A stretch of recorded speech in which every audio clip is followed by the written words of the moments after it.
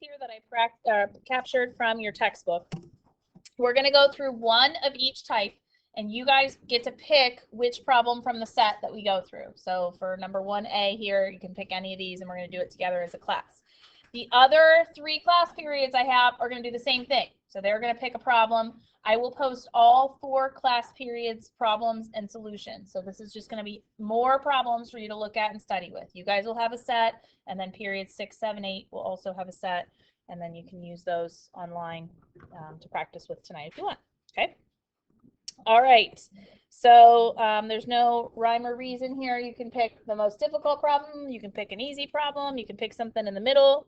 You can pick something that just looks fun to do, whatever makes you happy. So give me a number 31 through 40 that we want to try first here. 36. Great. Okay, so we are evaluating. I'll write it bigger for you. Log base 4 of 164. When you are evaluating a log, what are you looking for? The exponent. Now this is one that you could potentially do in your head. 4 to what power gives you 1/64th? But let's say it was like 1/65th. Probably not something you could do in your head. Do you remember which property we used in section 4.3 that lets you type something like this into any calculator? It's the change of base formula. Yes. So that's what I would use because it's going to work for everything and you don't have to do any guess and check. So change of base property is log of the big number divided by log of the base. And here is it written with common logs, log base 10, but you could also use natural logs, and then you're just going to do this in your calculator. Even the red calculator has that log button on the left side that you can use. So try it. Make sure you end the parentheses on the first log before you divide by the second one. And you should get -3 is the correct answer. So type it in, make sure you can get it okay using that property.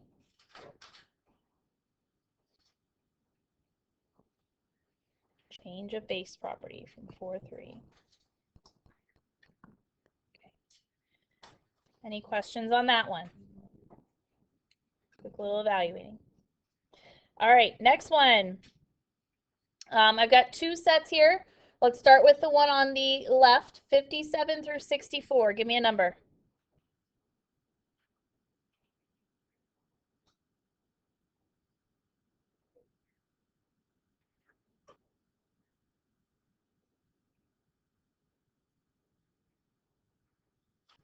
Pick one. 61. Okay. So I have log square root 5 is my base. Square root 17 is what we're taking the log of. Put 5 down there. What are we going to use? Change of base again. Log of the big number divided by log of the base. Type it in and simplify. Just be careful with your parentheses, careful with your square roots. If you're in a basic calculator, you might want to type the numerator in, type the denominator in, and then divide last. Do it in a couple steps. This one we're going to have to round. Let's round to like 2 decimal places will be good.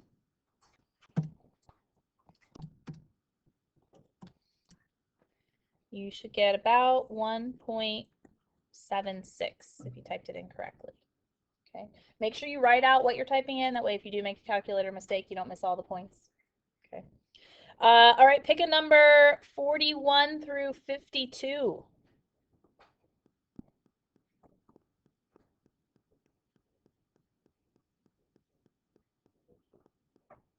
What do we like? 51. Okay. I have 4. Log base 4 of 6 minus log base 4 of 4 to the -2nd power. So we have a property that we learned earlier, I think it was 4.2, before break, that if we have an exponent base and a log of the same base, what happens? They cancel. So I have 4 to the log base 4 power. Those cancel and leave me with 6. Then I have log base 4 and an exponent base 4. Those cancel and leave me with -2. So now I have 6 minus -2, and my answer is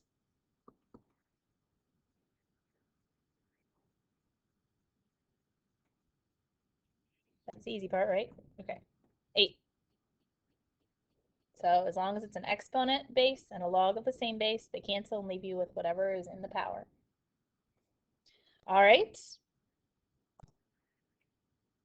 Graphing a log function. So this is graphing and finding all the pieces and parts. You're going to make a table. You're going to find domain, range, and horizontal or vertical asymptote, excuse me, just like we practiced in class. Pick a problem.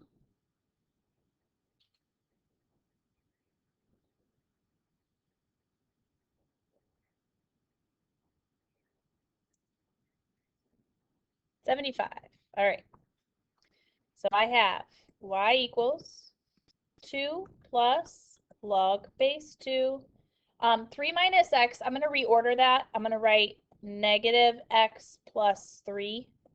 Usually we see the x first and the number second.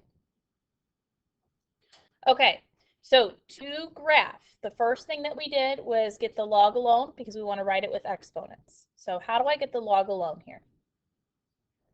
Subtract the 2. Log base 2 of negative x plus 3. Our next step is write with exponents. I'm going to put a little WWE there, write with exponents. When you look back at your notes, you know what we did. All right, when I write this with exponents, what's my base? 2. What's my exponent?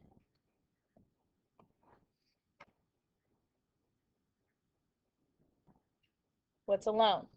It's on the other side of the equal side. Y minus 2. Equals, what's inside the log? Negative x plus 3. At this point now, we're going to plug in y's and get out x's. So you probably want to get the x alone. How do I get the x alone? Subtract 3. So 2 to the y minus 2 minus 3 equals negative x. And then what? Divide or multiply both sides by a negative. And if I were you, I'd probably write it like this. 2 to the y minus 2 minus 3 and just put a negative in front of the whole thing. So evaluate inside that parentheses and then make it negative. All right, so now in our calculator, the form of this that we're going to use, it's easier to plug in y's and get out x's. So I'm going to start with negative 2 to 2, and then you're just kind of plugging and chugging in the calculator.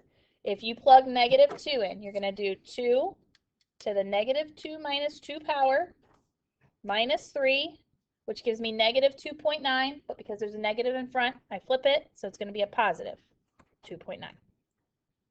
Okay. Plug in negative 1. 2 to the negative first minus 2 minus 3 gives me a negative 2.87. Make it positive, about 2.8. Plug in 0. 2 to the 0 minus 2 power minus 3 is negative 2.75. Make it positive, 2.75. Plug in 1. 2 to the 1 minus 2 power minus 3 is negative 2.5. Make it positive, 2.5.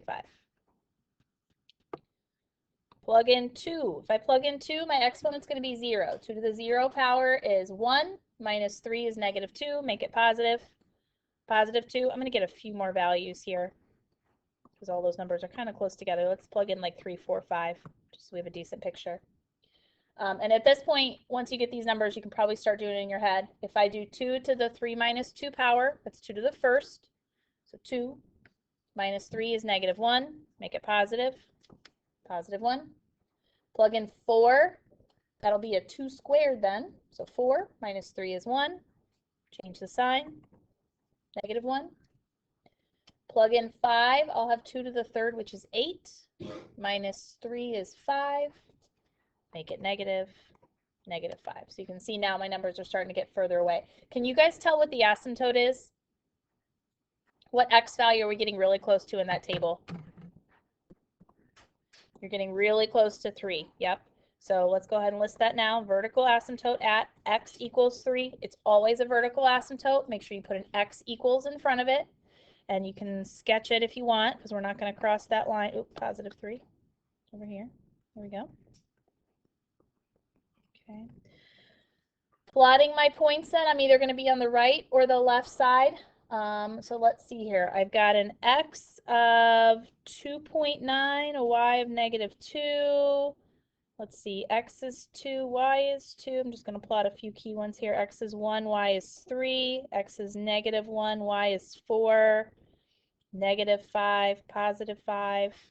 So you can see it's going to be on the left side there. And we're going to see that kind of exponential curve shape when we graph it.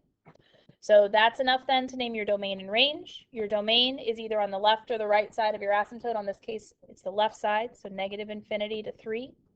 Everything's got a parentheses because we don't cross that asymptote. Range of these functions is always all real numbers. That's easy points.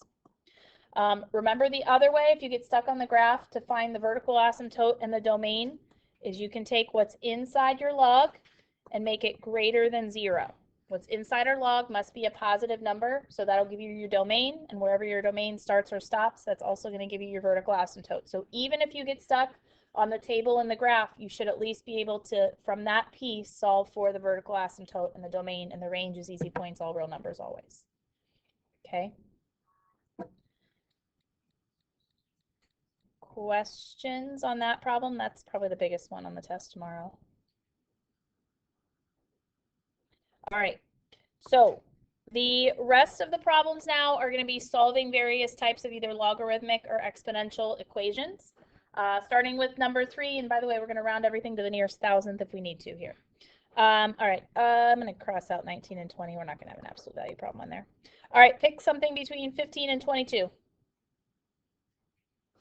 Got a logarithmic equation for this one.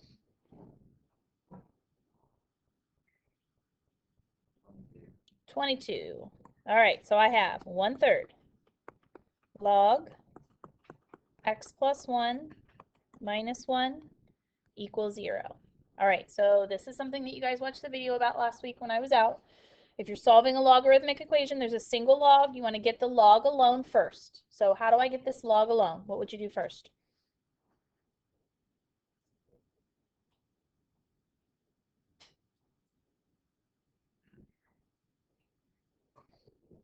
Add the 1. And then?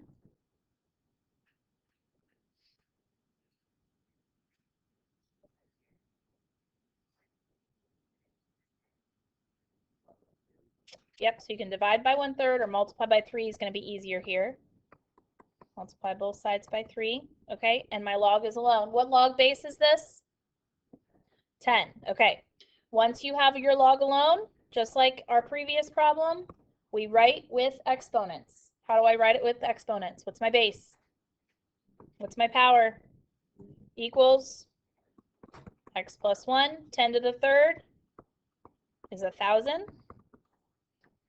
Subtract 1, and there's your answer. Now, because this one is a log base 10, it's very easy to plug it back into your calculator and make sure it works. You have a log base 10 function in any basic calculator.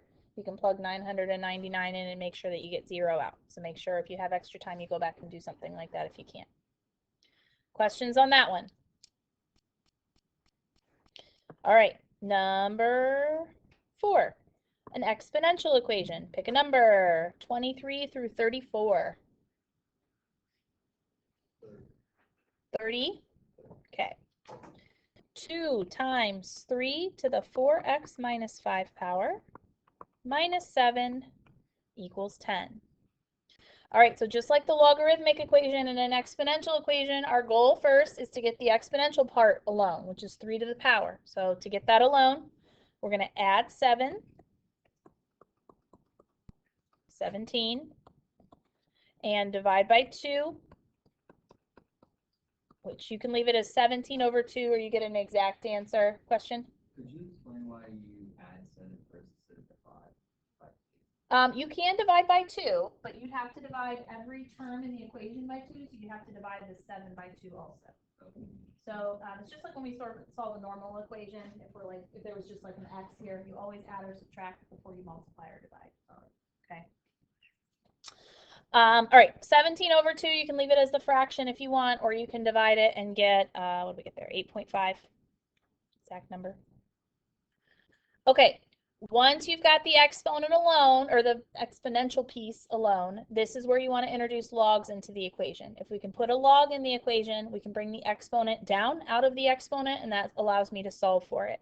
You're going to want to either use a common log, log base 10, which is what I'm going to use, or a natural log, because those are buttons in your calculator that you need. Okay, so I just added a log on both sides, keeping my equation balanced.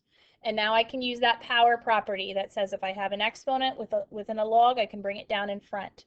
So 4x minus 5, I'm going to keep it in parentheses there, times log 3 equals log 8.5. So we take the log and bring the power down. Now this looks a little messy, but log 3 and log 8.5 are just numbers. You can type those in your calculator and figure out what they are. So we're trying to get that x alone. We're just going to divide by log 3 on each side first. I'm not even going to distribute it through. So I have 4x minus 5 equals whatever log 8.5 divided by log 3 is. And that kind of looks like our change of base property, right? So you just type that in your calculator. Make sure you end the parentheses on the first one before you divide. Give it 3 decimal places, 1.948. And then at this point, it's just a linear equation. We're going to add 5, 6.948, and then divide by 4. Plus 5 divided by 4, 1.737. And this is another one where it would be fairly easy to plug that number back into the original equation and make sure it works. We rounded a little bit at the end, so it might not be exactly 10. It might be like 10.001 or something like that, but it's going to be pretty close when you plug it back in. So definitely worth taking the extra time to do that if you can. Questions on 4? Okay. Number 5, another log equation. Pick a problem. 55 or through 58. Those are your options.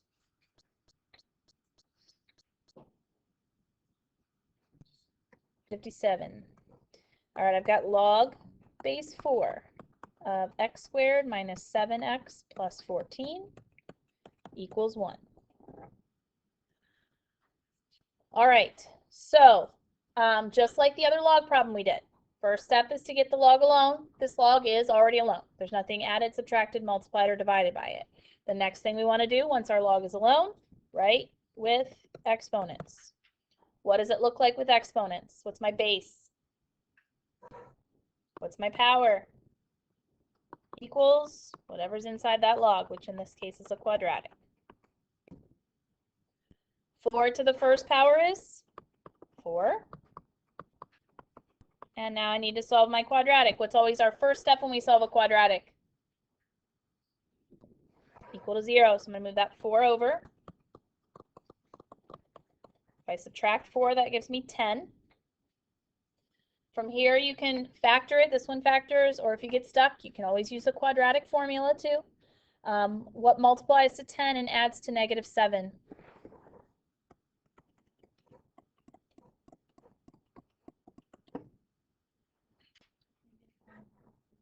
Negative 5, negative 2, which means my solutions are positive 5 and positive 2.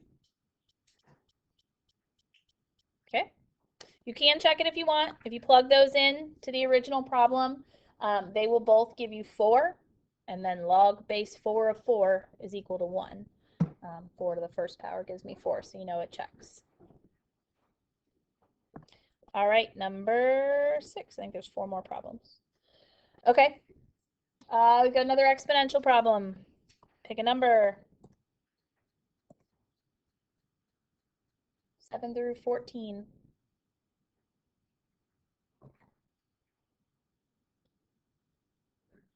13. I have 5 to the negative absolute value x equals 625. Now this problem you can solve with logs if you want to. You can take the log of both sides. You can bring the exponent down like we did with that previous problem. But if you look at this one and if you look at all the other ones at the top there, you'll notice the bases have something in common. You can write them both as the same base. Like 625, I can rewrite as 5 to a power. Now this only works some of the time, but if you notice all of those problems up there can be written as the same base, so it's probably going to show up on your test. It's much easier to solve because you don't have to worry about a log. So there is a little kind of guess and check with it. You have to know 625 is 5 to what power, but you can use your calculator to figure that out. 5 to what power is 625? 4. And at this point, once you can write both sides as the same base, you can drop those bases altogether. You can just say negative absolute value x must be equal to 4 for that equation to be true. Those powers must be equal. How do I solve for x? We solved absolute value equations before, right? What do you do first?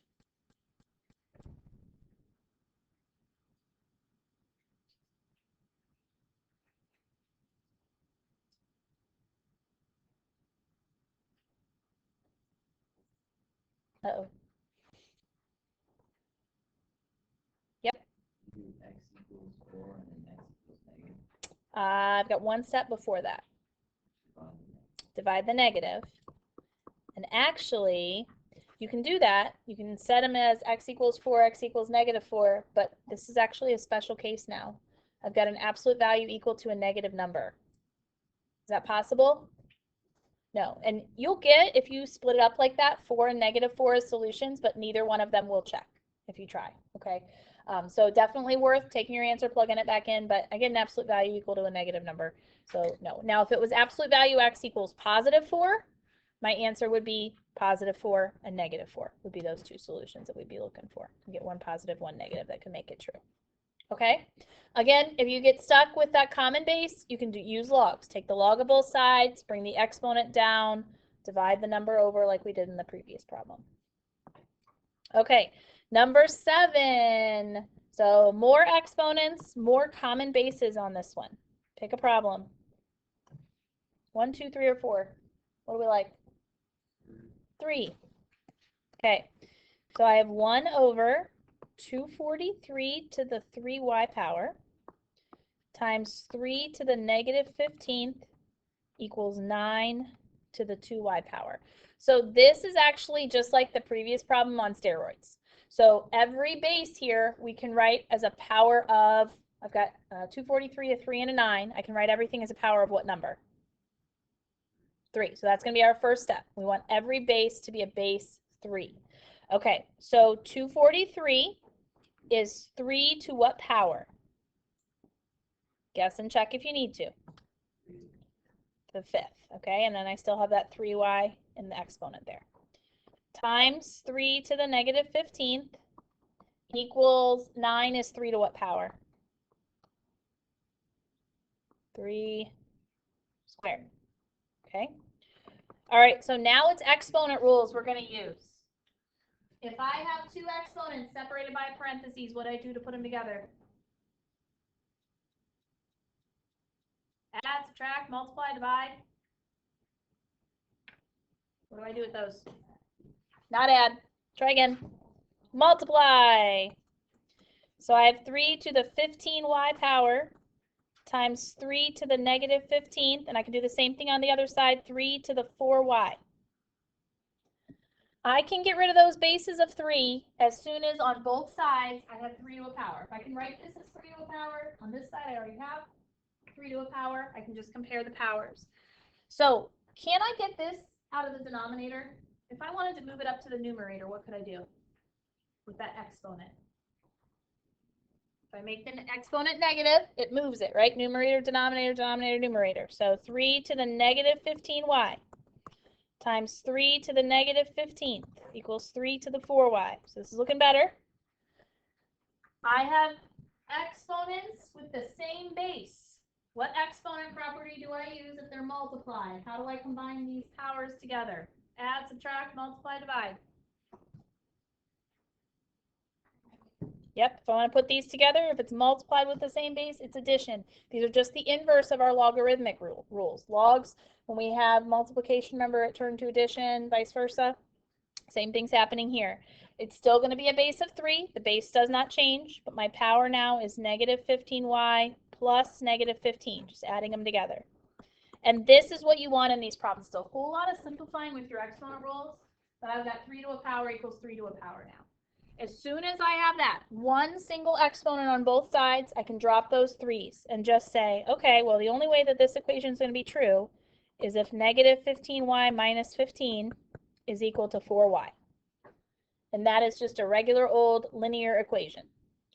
If I want to solve that, I'm going to add my 15y over, so make it a 19y, and then divide by 19. So negative 15 over 19 is your answer. And although it's a little gross, you can plug it back in and make sure it works. Plug it in both sides, make sure you get the same value on both sides. Okay.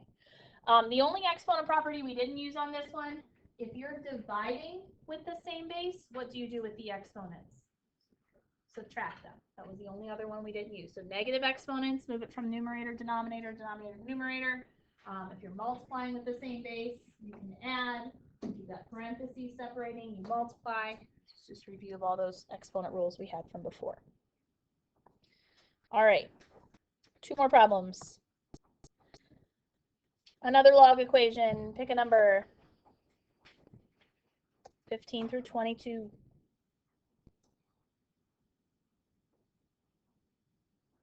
20. Log base 2 square root x plus 1 equals 3. Okay, so I have a single log. It's alone. What's my next step?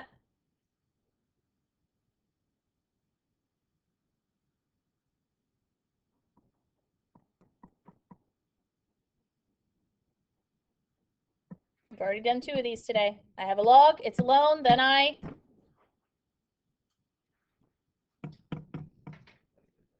write with exponents.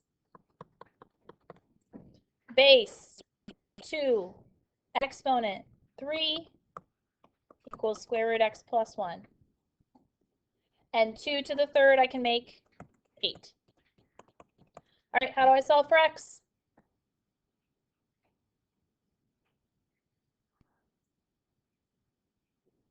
Square both sides. 64 equals, and on the other side, my square root's going to disappear. X plus 1, subtract 1, my answer is 63. Again, you can plug that one back in to check. After you plug it back in, you could even use the change of base property on the left to make sure you get 1 if you want to evaluate it.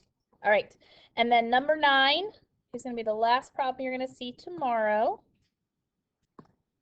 And it looks like this, where we have multiple logs within one problem. Pick a number 59 through 70.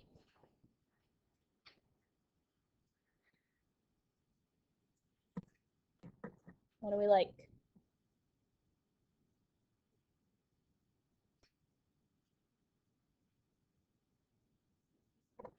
Sure. All right, so I have log base 2, 3x minus 2, minus log base 2 of 5x plus 1 equals 3. Okay, if you have multiple logs within one problem, you cannot write with exponents or get rid of the logs until you've condensed them. You've written it as a few of logs as possible, which means I want to take these 2 logs that are both a log base 2 and combine them together. So you need to know your log properties. If I have subtraction between logs and I want to combine them together, it's just the opposite of our exponent rule, what do I do? What other operation do I turn it into? It's going to become log base 2 of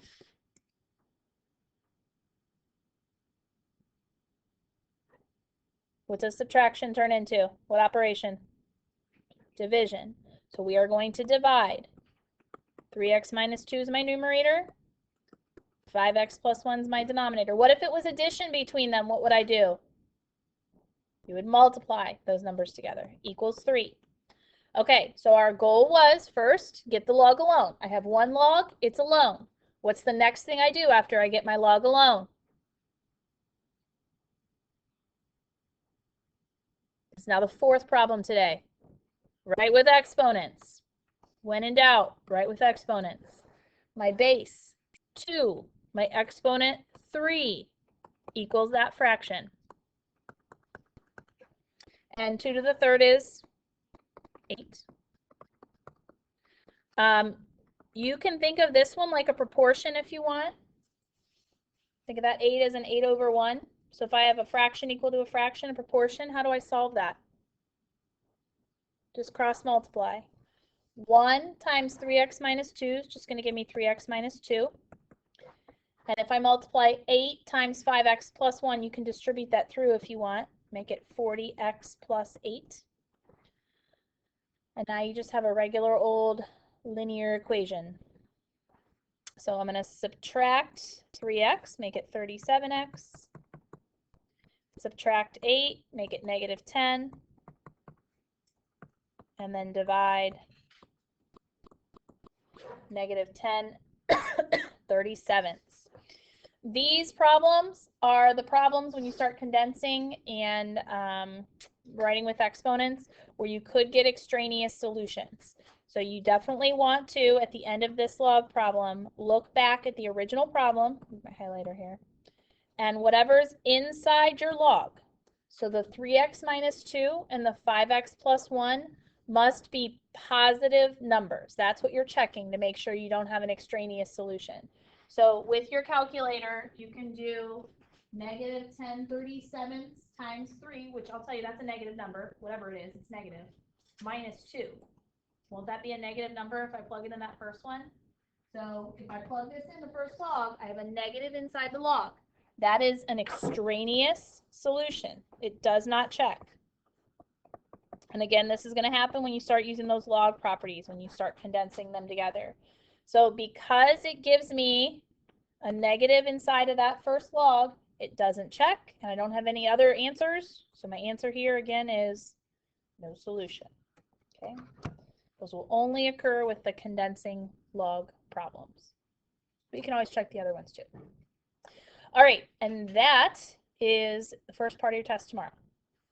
Okay, so you've got a couple evaluating, one graphing, and then a bunch of just solving problems that you can look over. Your 4-4 Math Excel that you're working on tonight, maybe if it's not done, it's a lot of solving problems. So it's a great test review for you. And then you've got, I'll post all the other class problems like this online tonight. And then you've got a ton of extra Polaris problems if you want to work through them on your own with solutions that I've written out for you. Okay, cell phone lotto. Winner is 11. Nobody today. That was close. All right.